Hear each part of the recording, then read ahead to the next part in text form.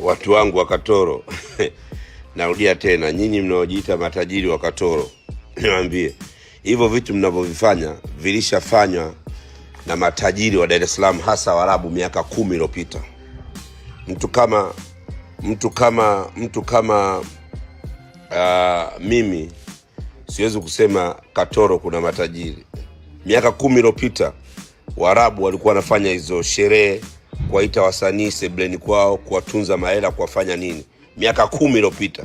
Alafu tena Waarabu wa Katoro wote mnaonyesha video mpo barabarani na magari. Tuonyesheni mnapokaa, majumba yenu mnayokaa.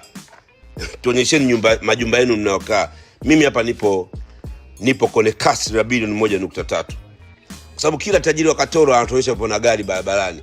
Mtu wa Geita yupo na gari barabarani. Mnyi mnalala kwenye magari? Mnalala kwenye magari? Tuonyesheni majumba yenu.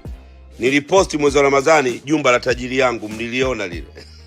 Sasa tuonyesheni nyumba mnazokaa. Mna nyumba mmeka mabati marefu kama godown, afu mnajisikia matajiri.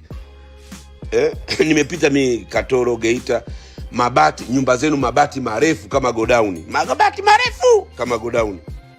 Jengeni nyumba, rooftop unaweka zege ile kule.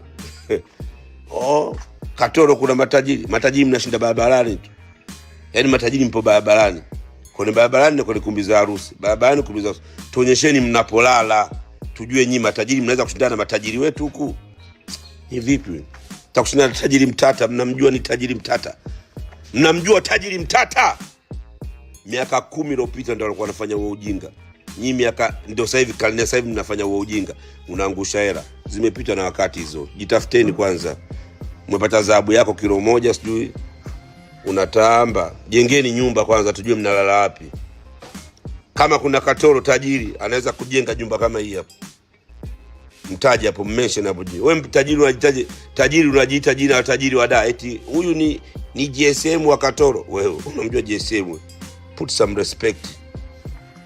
Pumbavu.